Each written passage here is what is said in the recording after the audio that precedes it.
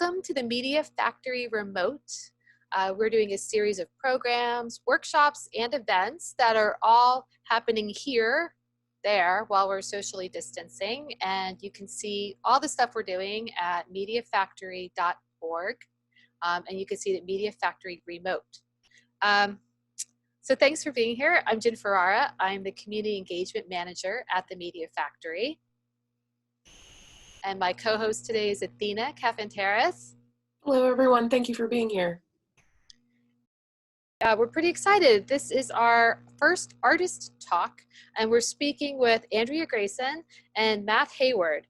Andrea is a filmmaker, Matt's an illustrator, and together they work together to collaborate and create illustrated videos that make complex systems more accessible. I'm going to tell you a little bit more about both of them before we watch their video. So, Andrea Grayson is an award-winning media producer and marketing strategist who teaches about behavior change in the Masters of Public Health program at UVM, and is also an entrepreneur, helping people break their physical and emotional dependence on sugar with her online course, Breaking Free from Sugar, and the awareness campaign, Sugar Free Day Vermont. She holds a master's degree in media ecology from New York University and a doctorate in educational leadership and policy studies from the University of Vermont. Matt Heywood is an illustrator and graphic designer with over 15 years experience and a knack for distilling information into easily digestible bits. Matt earned his design and illustration degrees from Rochester Institute of Technology, School of Art and Design in Rochester, New York, and co-founded the Image Farm in 2006 with his wife, Pam. Andrea and Matt, it's great to have you here today. Thanks for coming. Nice to be here. Thanks for having us. Thanks. Thank you so much for being here. Excited to talk about your film. Great. Thanks. So this is how we're going to do this today. We're going to be watching one of your films. This is Court Diversion Vermont, and we're going to show the film, and then we're going to have an interview. For folks who are joining us on Zoom, you can chat in the chat panel, and then we will be keeping everyone muted and doing a conversation, and then we will unmute at the very end for a live Q&A. And so now we're going to be watching your film, Court Diversion Vermont. Can you tell us a little bit about the film before we start? Sure. This was a video project that came to us from the folks who run Court Diversion in Vermont, which is a series of different groups around the state.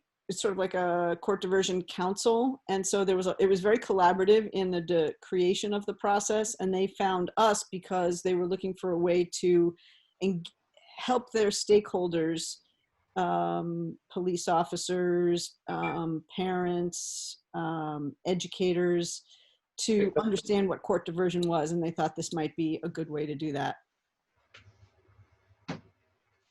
Excellent. Matt, anything you want to add about the project? Yeah, I think she kind of summed it all up. It's a really great way to tell a really complex story, and diversion is not something people usually are familiar with until they're dealing with the program. So. Great. So let's go ahead and screen it. I'm going to be muting everyone, and then I'll be screen sharing. So let us all begin now. Let's see.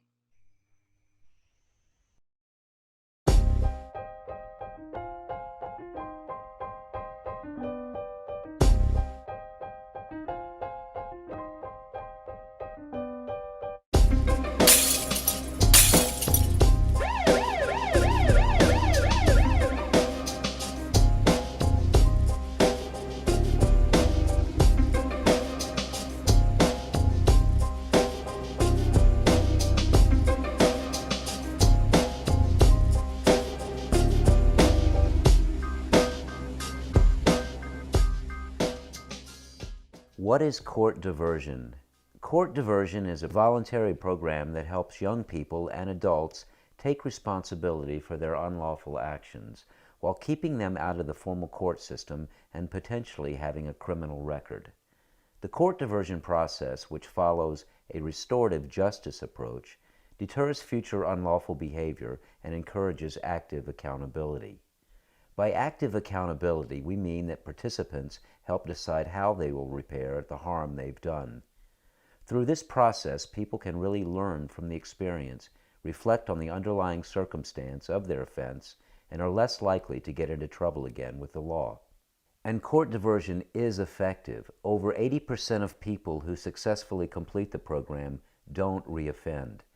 The state's attorney conducts a screening process to decide whether to refer someone to diversion. Why should you choose court diversion? A key benefit of court diversion is that after successful completion, a person does not have a criminal conviction record.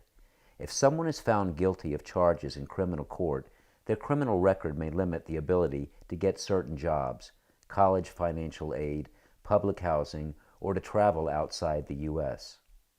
Another benefit is that when the offender discusses with the victim and community members the incident that led to the charge, he or she helps to decide how to make things right. People who are involved in deciding how to repair the harm they are usually more committed to following through with their diversion contract. Often diversion participants end up connected with resources in the community and create lasting and supportive relationships. How it works. Each county's court diversion program can do things a little differently, but let's take a hypothetical case to explain how it works. Court diversion can be appropriate when a person is charged with something like unlawful mischief, stolen property, or unlawful trespass. Offenses such as underage marijuana possession or underage drinking have their own special diversion process called YSASP, Youth Substance Abuse Safety Program. We'll use a case involving property damage to describe the process. Let's say a teen boy, Joe, breaks some windows of a local store with a rock, and law enforcement is called. He is caught and cited for unlawful mischief. The officer's citation given at the scene will have a date to appear in court and state the law that was broken. Joe shows up at the court thinking he will appear before the judge, but behind the scenes the state's attorney has been deciding which cases to refer to court diversion. A court diversion case manager will be at court and meet with Joe and explain the program. If Joe feels he is falsely accused, the case manager will encourage him to go to court. The court diversion program only accepts cases where the offender accepts responsibility for their actions. If he decides to participate, and with a legal guardian if under 18, they set a time for a more formal meeting with the case manager. At that meeting, the case manager will gather more information. What led to this offense? What factors in Joe's life contributed to it? What might motivate him to make more positive life choices? The case manager is helping Joe understand the ways his actions affected others and how to make amends for what he did. The case manager or victim liaison will also contact the victim, in this case the store owners, to learn more about how the crime affected them and invite them to participate in the process to the degree they want. If the case manager recommends continuing and Joe wants to participate, the case manager will typically ask Joe to think about 3 questions. Who was affected? How were they affected? And what needs to be done to repair the harm? Then Joe will meet with a restorative panel. What is a restorative panel? The restorative panel is a group of trained community volunteers who meet with diversion participant Joe. The case manager will also be at the meeting. The restorative panel's goal is to learn about the crime from the perspective of both those affected and Joe and facilitate an appropriate way to hold Joe accountable and meet the victim's needs. When the participant is under 18, a legal guardian will bring the participant to the meeting, provide input, and may also sit at the table. The volunteers try to involve the participant in a way that doesn't feel like a trial. Diversion is a confidential program. Diversion staff and volunteers may not share information they learn with anyone unless the participant gives them permission to do so. There are 3 stages to the first meeting with the restorative panel. The first stage is to get to know the person and learning about the offense in their own words. In the second stage, there is input from the victim of the crime. The victim of the crime can choose to participate in several ways, such as by submitting a written impact statement, in a separate face-to-face meeting with the participant in a restorative process facilitated by staff, or by attending the restorative panel meeting and participating in creating the contract. In the third stage of the meeting, the panel and Joe collaborate to shape the contract. What is a contract? The contract is a list of things that have to be done in order to successfully complete the program. The contract is tailored to the individual, the offense, and the people affected by it, and may include several elements such as written essay or creative project that involves reflecting about what happened and how people were affected, apologies to people affected, meeting with a counselor, community service for a nonprofit organization to address harms caused to the community, paying back the victim, restitution. Joe leaves the restorative panel meeting with a printed contract that both he and the court diversion members have signed. If Joe initiates steps to take responsibility before meeting with the panel, that work will be included in the contract as a completed item. The length of time it takes to complete the contract varies. Many people finish within a few months. It is the participant's responsibility to let the case manager know when each step is completed, and case managers are always available for guidance. Sometimes the harm a person has caused is damage to a relationship, so a participant may come up with ways to rebuild trust. For example, Joe could do some community service at a nonprofit with his mom as a way to work on rebuilding the relationship while providing a service that benefits the community. What happens next? When all contract requirements have been fulfilled and the program fee has been paid, Joe has successfully completed the program. When the contract's complete, the court diversion program then informs the state's attorney and the case is dismissed by the court. If Joe doesn't get into any other trouble with the law, the court will order the case to be expunged 2 years later. If the contract is not completed, the case will be returned to the state's attorney to be prosecuted. The person will then need to go to court for the original charge and may enter a plea of guilty or not guilty. Like most people who do court diversion, Joe did complete his contract. He took responsibility for his actions, and the victims had a say in how to repair the harm. Court diversion has helped Joe to move forward in a positive direction. To learn more about court diversion, please visit www.vtcourtdiversion.org.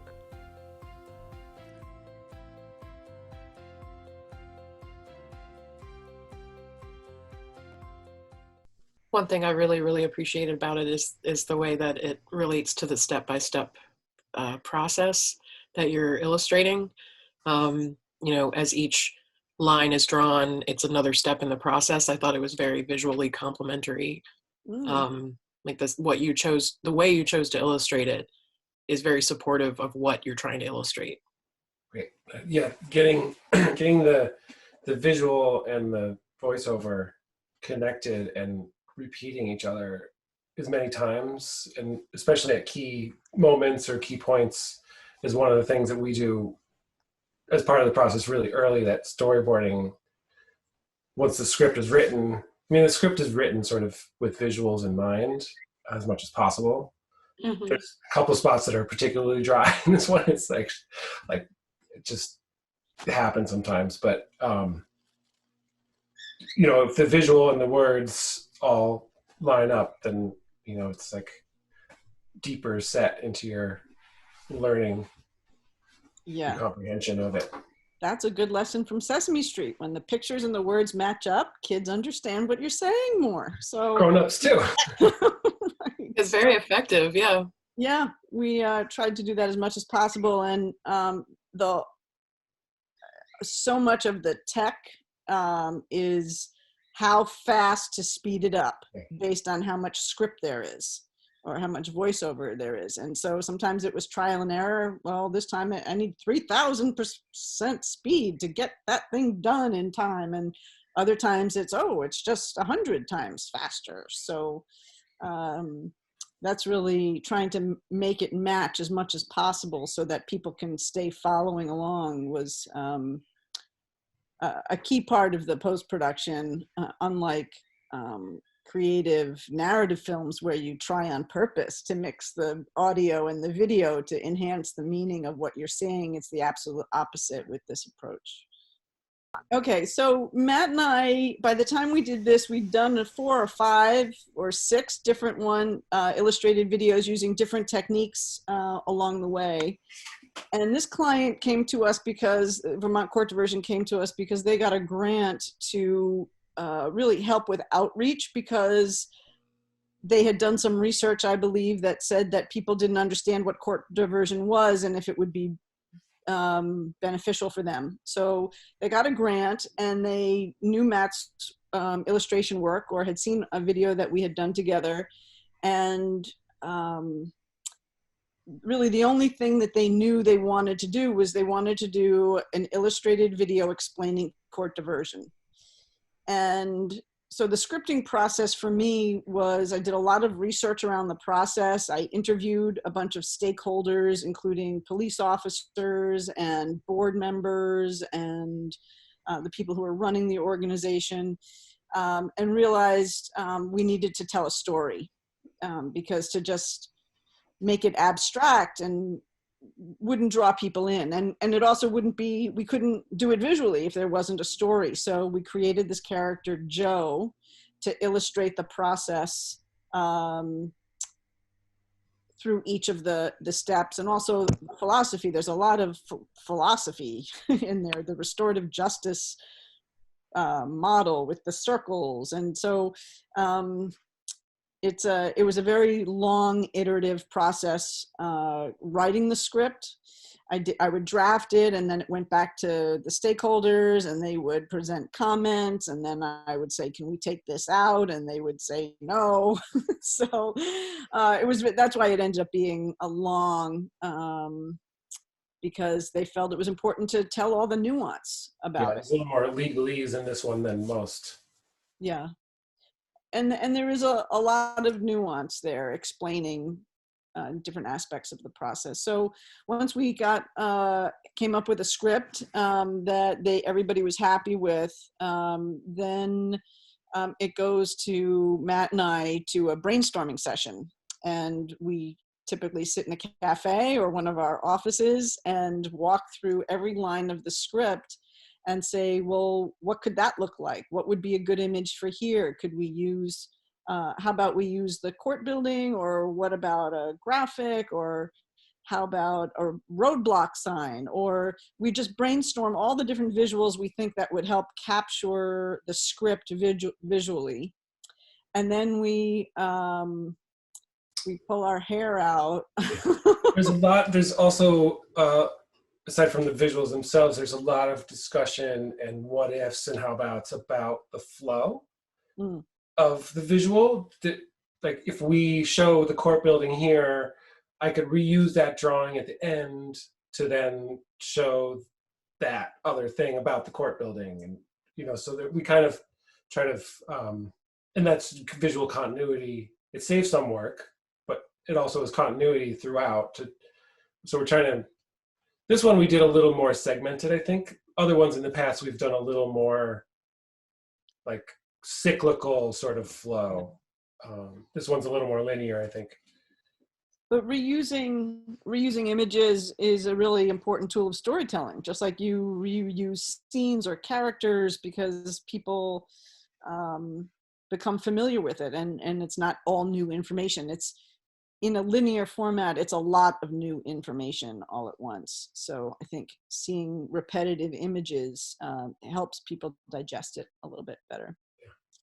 So we brainstorm like crazy, and then Matt does some picture research, reference picture research, and comes up with a storyboard.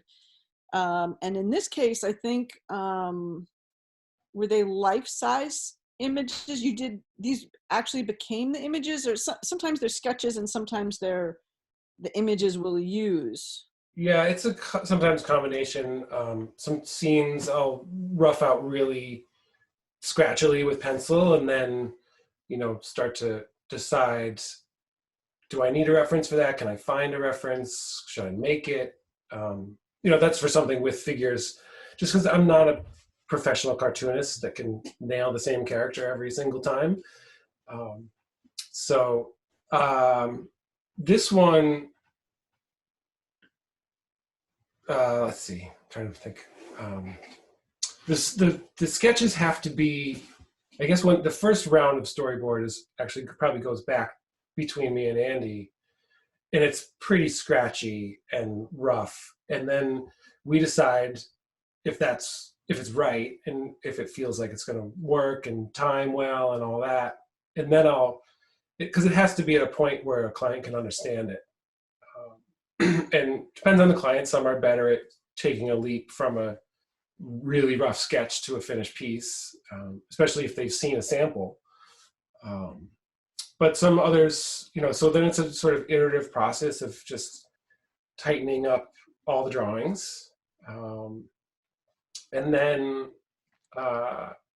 we present to them, we do like a slideshow in a way. Yeah, we do a slideshow where the client is all in the room and we're projecting Matt's images while I'm reading through the script, so they could really understand when this is being said, this is what's going to be seen. And we go through the entire script that way, so they have a real clear sense of what's going to be seen when. And this is the time, because after this point, any changes, we have to go way, way, way back in the process. So this is their last opportunity to make any changes to a visual choice. And sometimes that happens. So for example, when in this version, they wanted to, we used shoplifting, but I forget, we had something else for a misdemeanor. And it was shoplifting before, then we changed it to trespass, I think. Right, it was in the party scene, like the disorderly conduct kind of things on like a common offense. Right. Or like not common offense, but more common. So changing the example of what the offense is going to be is definitely their input, but has huge implications for the timing and what gets drawn and how we transition into that scene and out of that scene.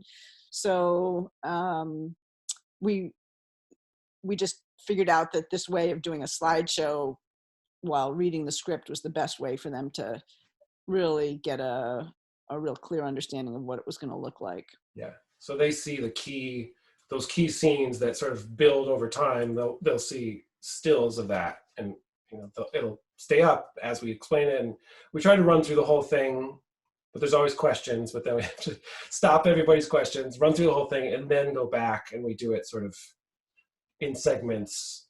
Yeah. With feedback as we go. That's a very clever, thoughtful way to approach presentation of something that it would be impossible to flesh it out fully just to demonstrate it and have someone say, actually, could you change half of that? Yeah, there's such a leap of faith with video. From, versus graphic design or something like that, or logo design. Right. Well, I got to say that, when we first started doing these, we did them actually on a whiteboard. And so, especially some of those scenes that take a long time to build, there's a lot of detail. And if you make a mistake at the end, you have to redo the whole thing. Yeah. But now that we're doing it digitally, we can just take out that section and redo that section. And it's a much better. It's much less stressful for me. Yeah. But the whiteboards are fun. The one thing that we did whiteboard first for this one, and before that was food systems for EVM. The one fun thing about whiteboard is you can erase things, and you can use the same drawing, and then you can use your hand or whatever and erase it and then add something else or change it. And we evolved to going to paper and ink, shooting down on a flat surface, which was also really fun because we could use props and we could put dimensional objects into the video. And one had a hollow bread and some kayaks. And cool. But the one thing you can't do is sort of erase and reshape, because it's we did some with patches and cutouts, but it gets really complicated, making all those props and things. So the iPad and Procreate are just kind of they're like a, I don't know, digital whiteboard in a way, really. So, there's just a different sort of quality to each method. Yeah. Although we did use props in this, and they looked That's right. three-dimensional. Yeah, that's true. The light was an actual light. Yeah. So yeah, and I'm sure we'll keep experimenting with, like, what if we put photos in the background, or what if we have, some other, I don't know, textures and colors, and Ooh, that would be fun. a lot of possibilities. Have like a cityscape, and then you could draw somebody walking on the street. Yeah. Like shouting out windows. One thing I really appreciated about the way that you chose to make, the way you chose to illustrate is that, like, I'm a doodler, and I don't know if y'all are doodlers, where when you're listening, you're just sort of mindlessly drawing, and it really helps you with your cognition. Yeah. So I found myself really focusing on every added line and just listening intently to the information about court diversion. And I'm like, wow, I'm really connecting with this court diversion stuff because I'm watching every line being added, especially some of the more detailed drawings. Right. It was a very cool, effective way to get more focus. That's such a great point, Athena, because if you could imagine this done in a traditional documentary style format, you would have a talking head just for 10 minutes saying, and then this happens, and then this happens, and there would be nothing to hold one's attention. Right. But because you're so involved trying to see, oh, what's being drawn, and oh, look, there's shadow now, and oh, what's next, and oh, that matches what I'm hearing, and there's so much more cognitive engagement as opposed to a traditional documentary format approach. It seems like, sorry, Matt, go ahead. Sometimes people say they get distracted by the drawing at first and get too caught up in watching it. But then I think that seems to fade, like, a few seconds into listening to the voiceover, and it's sort of, once you get into it and start to watch, that sort of fades away, I think. And I think it was really rich. I loved watching, like, the conference room table, how that was taking shape, with all the cups and everything on it, and. But one of the things I was thinking about is, this is a great way to illustrate something that's complicated, but also you have this great way of, by using animation and illustration, you could be talking about sensitive topics and not have a person identified, like, as this person's story. You kind of you can use your own imagination to sort of place the story in a context for your own town and your own people. Right. Is that something you've been finding in terms of the work you're doing, that's an asset when you're working with clients? Yeah, I'll respond to that first. Yeah, Matt.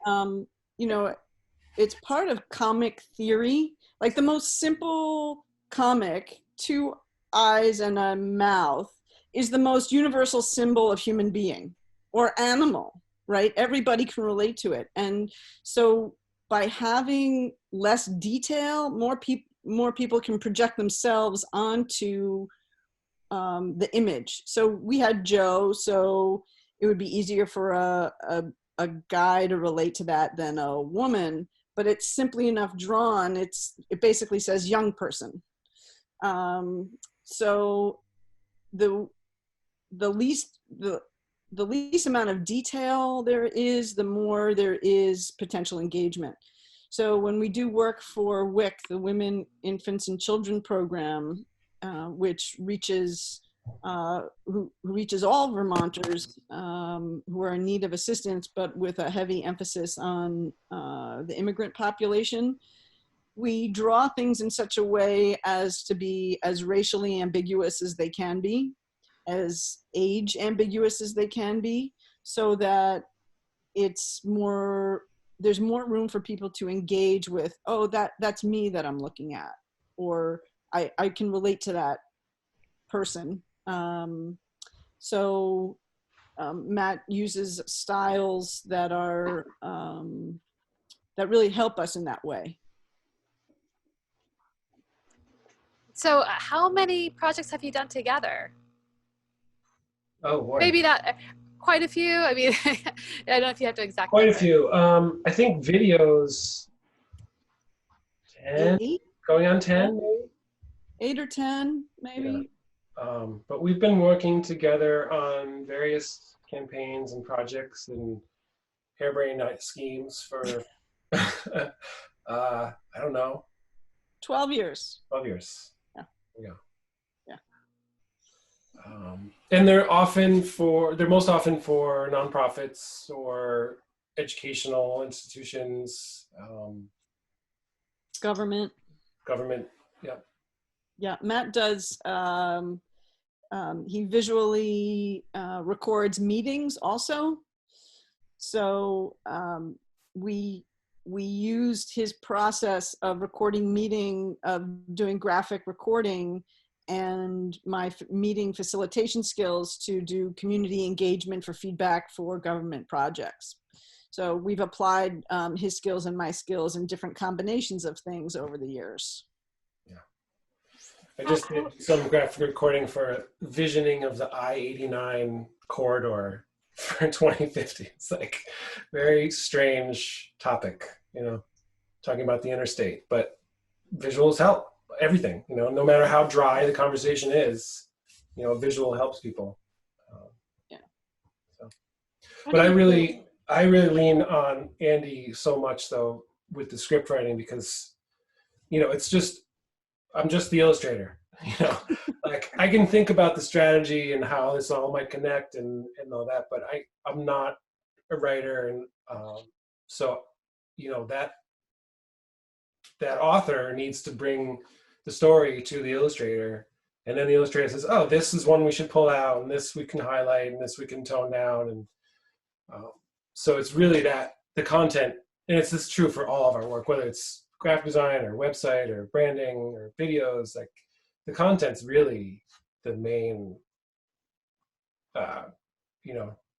key really. It's all about the execution. I guess but it's hard though, because if you have I guess you could make people listen to a boring story if it was interesting visually, but if the story is really boring in the first place, I don't know. It seems like you found a really wonderful way to work together.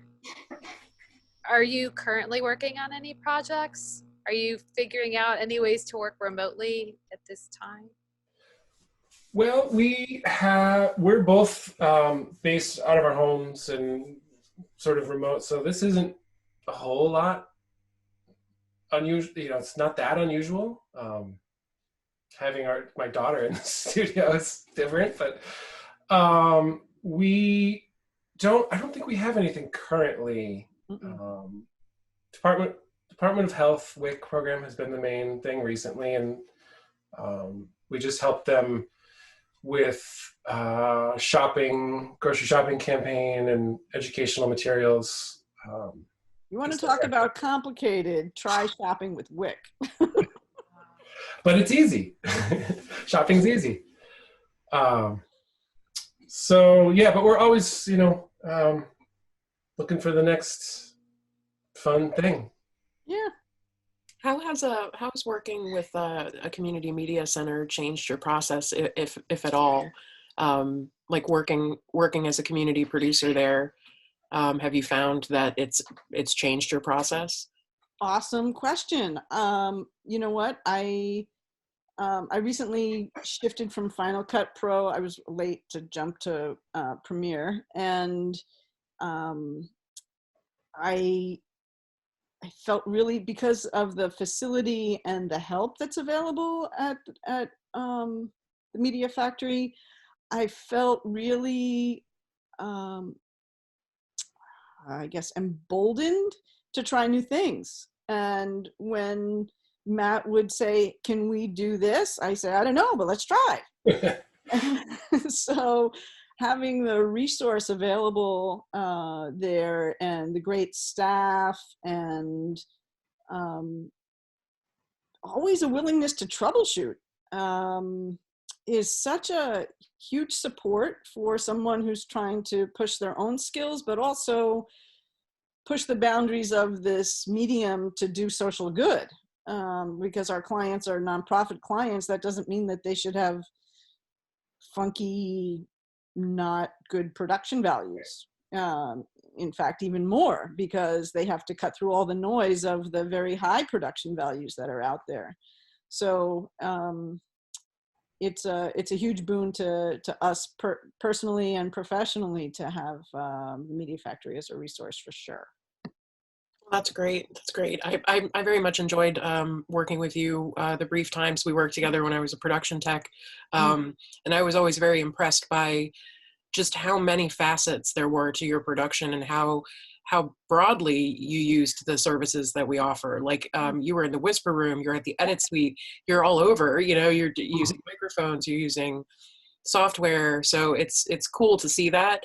And even when I wasn't super familiar with the project, I was thinking, what is she working on? You know, you brought people in, you're translating script, like just really cool.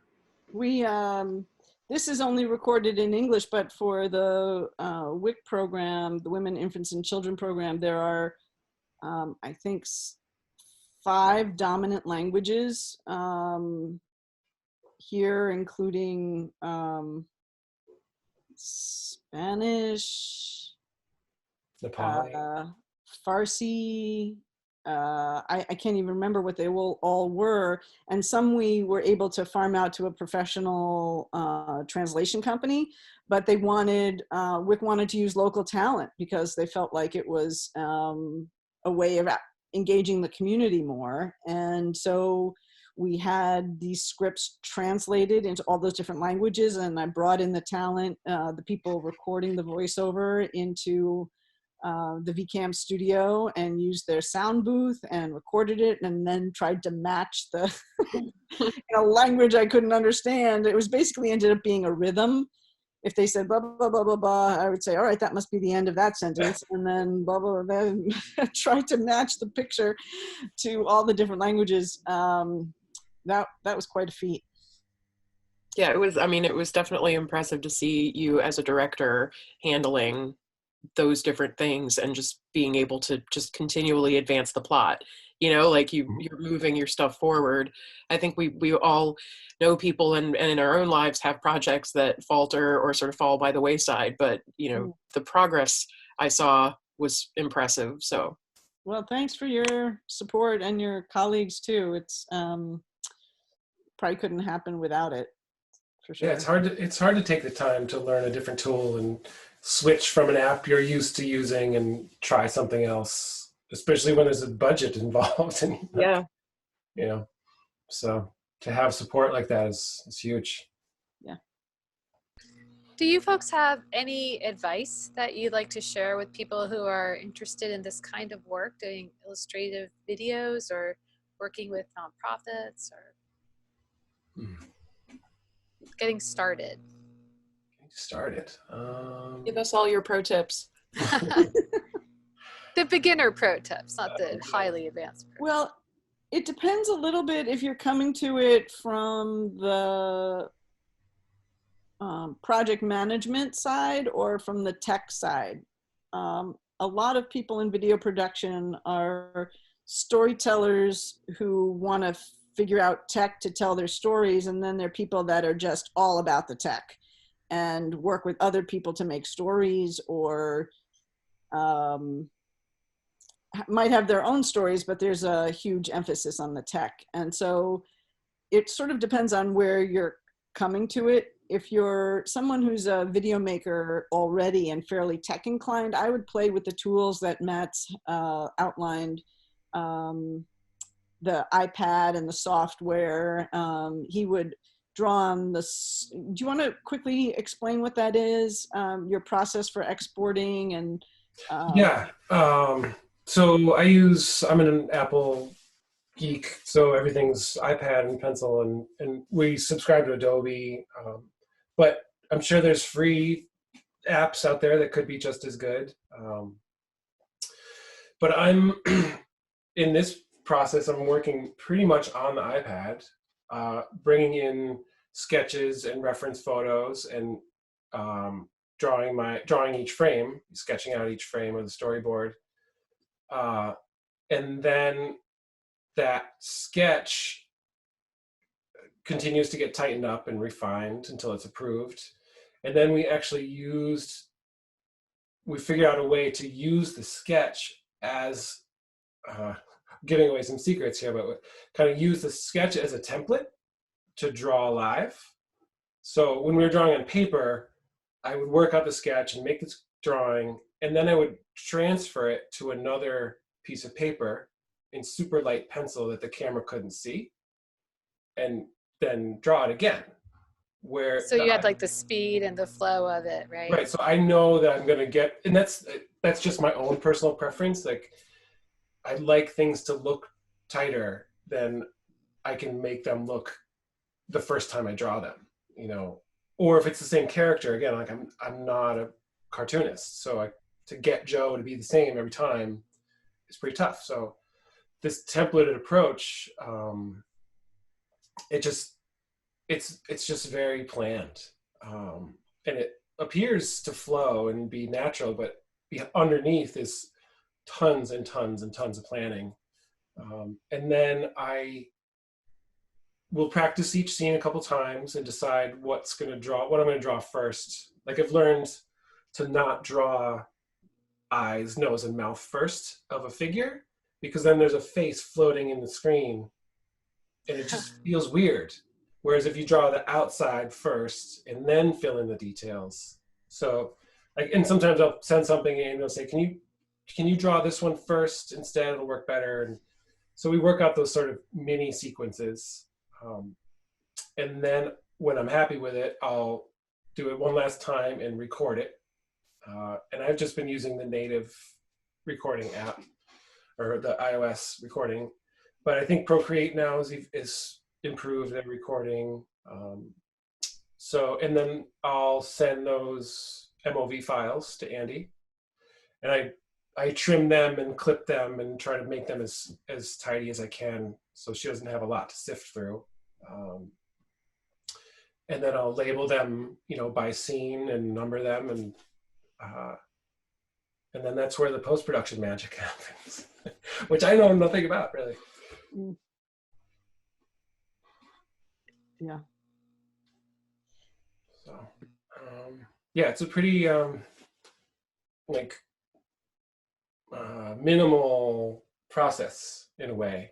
When it finally, you know, again, it's all, there's so much lead up, and then that production step is actually not The last step. Yeah. It's not the biggest step in this medium anymore.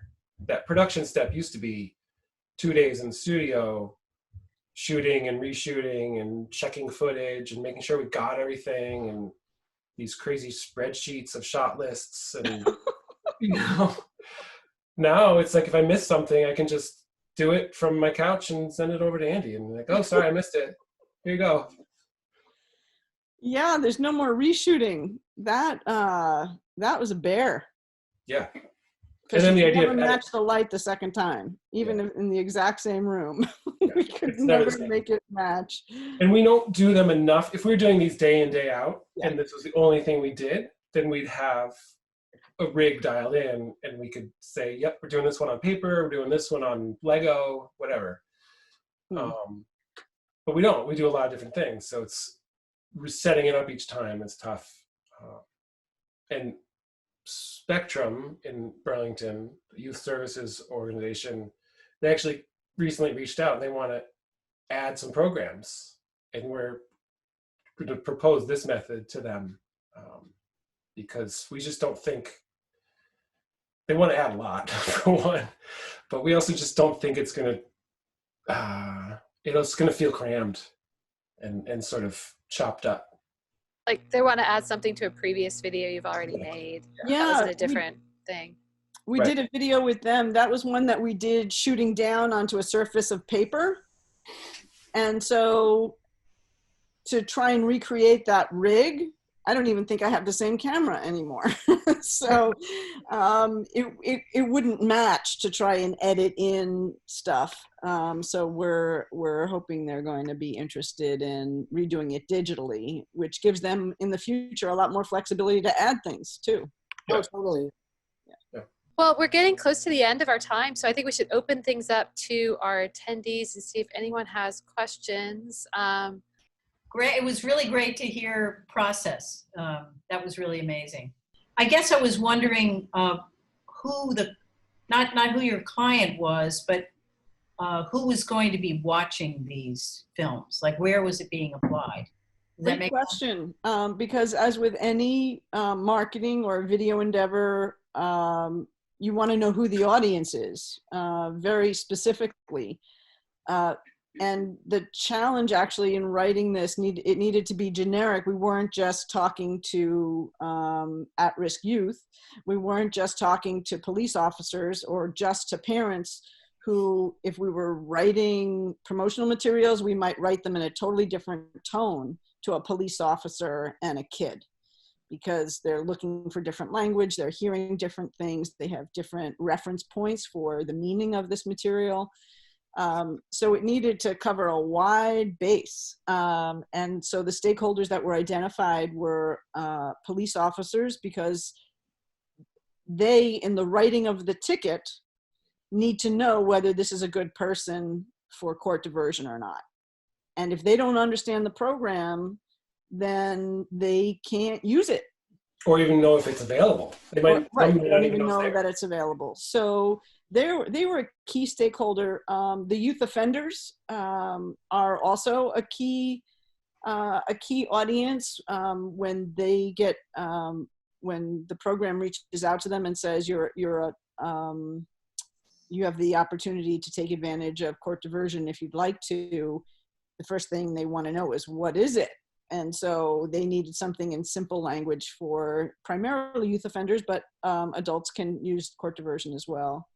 And then parents, so they know what their kids are in for and what the benefits are really to going through the program, because the benefits are huge, both personally for the offender, but also the reparations for the community are really important too.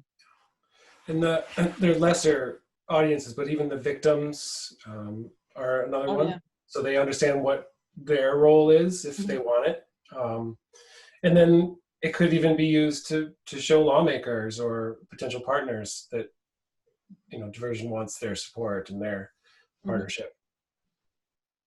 Yeah, it's, I don't know where all of their funding comes from. I think it's out of the Attorney General's office. So they're also a stakeholder because they fund the program. So it's important. They need to know it works. Yeah.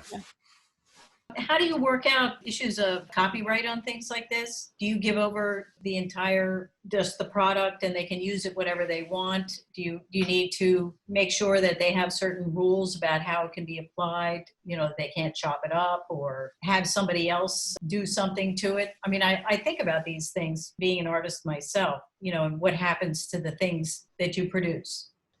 Well, In this case, we're doing work for hire. So the client owns everything. And in some cases, they want all the raw footage too. Yeah. That is pretty rare. But with the case with WIC, it's a national organization, and because those are federal dollars, it goes, any project that's made in any state could be available to any other state. And so with one project that we made for WIC, I think Los Angeles wanted to use it, and another one, North Carolina, wanted to use it. So in those cases, in these cases, we're just making it for hire, and you can do whatever you want with it. We couldn't even take credit on occurred those. to me. What's that? We couldn't even take credit on the state ones. Right. Yeah, in this one there was an end credit because they were nice and let us do end credits. But yeah, for the federal work, there's no end credits. So it's just for hire. But there isn't anything in our contract that says they can't use pieces of it in some other way. for the most part, they own the final thing. If the contract can say we own the concepts and the sketches and the rough cuts, and that's great, but it's all so specific to the project that it might not matter as much. Whereas, if we're doing logo design, if someone doesn't, we keep the rights to the concepts. They only get the rights to what they chose. Oh, right. Can you define what that is? That you own Well, the concepts? it's easier for me to define in the branding context where, that first presentation of, is it a sneaker, a truck, or a dog in your logo? Like if they choose the dog, then we own the sneaker and the truck. Right. Unless the contract's written like that they own all the concepts, But that's usually a bigger organization that has their own contract that we're, it's like, okay, we'll sign it. But we haven't given much thought about to, a client excerpting or making smaller cuts. I don't know. I expect that most of our clients would come back to us and ask if they could, or ask us to do it. Yeah. Ideally, ask us to do it. Yes, good form still applies. Yeah. Right. Well, I really enjoyed watching the drawing line, as I think probably everybody who's watched it probably. It's fascinating to see the thing creating itself before your eyes. The magic of that doesn't get old, all the way to the end of the film. So, bravo on that. I really enjoyed that. And I didn't think about, before you talked about it, needing to have the narration match the pace of the drawing line. So that was something new that hopefully I'll be able to use sometime in the future myself. But, just thinking about that, like the duration of each part of the narrative, getting it all to fit into a particular part of the storyboard. Yeah, Yep. the pace is always a big part of it, the whole process. Well, thank you, Jen, and Athena for having us. Oh, thank you so much for being here. This is great. Yeah, This really. was a real pleasure. Thank you, Andrea Grayson and Matt Heywood, for joining us today. This was the first of our artist talks. This is the mission-driven video series theme, and we've recorded this, so we are going to have it available on mediafactory.org. It was really just wonderful seeing your work and talking to you both today. Thank you. Again. Pleasure. Thanks for having us. Thank Yep. you.